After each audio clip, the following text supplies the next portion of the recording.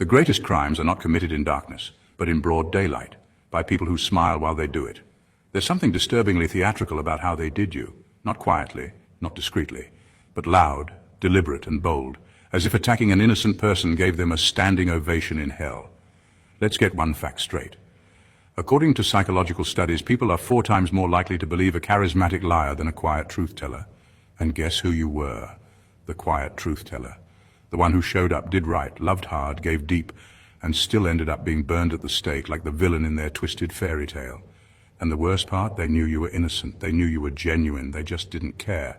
Because the story was juicier when you were the bad guy. People say truth always comes out in the end, like it's a comforting bedtime story. But truth? Truth usually shows up late, mad, holding receipts and ready to blow up group chats. So now, here we are.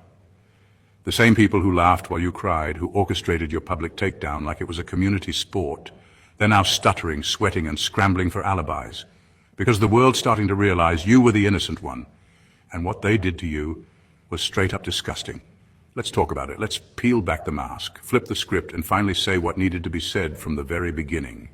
And oh, if you're easily triggered by truth, this might not be the video for you, but if you're ready to see what divine vindication looks like, buckle up. Number 1, they demonized your purity because it highlighted their filth.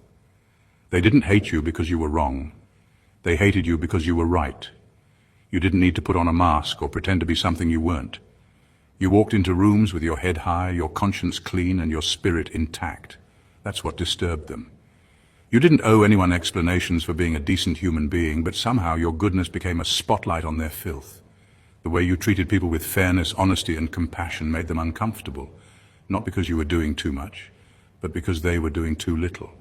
It's not that you tried to outshine anyone. In fact, you probably just wanted peace. But your presence highlighted what they had lost a long time ago: authenticity. They gave up their truth for applause, sold their morals for popularity, and shaped their lives around manipulation and masks. Then you walked in, no performance, no gimmicks, just real. And that was too much. You were a mirror they never asked for. And instead of confronting what they saw, they tried to smash the mirror and blame it for showing the cracks. They wanted to believe you were fake. They needed to believe you were hiding something. Because if someone could go through what you've gone through and still carry light, then what excuse did they have for becoming monsters in the name of survival? You became the unspoken proof that the soul can still be clean even after the storm. And that drove them mad. They needed you to fall. They prayed for your downfall behind fake smiles. And when it didn't come, they tried to create one. That's what makes it so twisted. You weren't even competing. You were just being. But in a world full of people who thrive on dominance, silence, and control, your innocence made too much noise. It shook the illusions they built their lives on, so they had to make you the enemy. Not because you were evil, but because you made them face the evil in themselves. They didn't just attack a person. They attacked a reminder that even in this dark world, purity still exists, and they couldn't stand it. Number 2, they chose character assassination because actual evidence didn't exist. They couldn't find any real dirt on you, so they had to create some. That's how desperate it got. When they realized there was no proof, no scandal, no smoking gun, they didn't back off. They doubled down, because the truth wasn't working in their favor. So they built a lie that could do the damage the facts never could, and they made it convincing. They dressed it up with fake concern, manipulated the timeline, left out important details, and sprinkled in just enough truth to make it sound believable. That's how character assassination works. It doesn't need evidence. It just needs volume and repetition. They didn't want people to think for themselves. They wanted them to feel something: anger, suspicion, distrust, anything that would turn the crowd against you.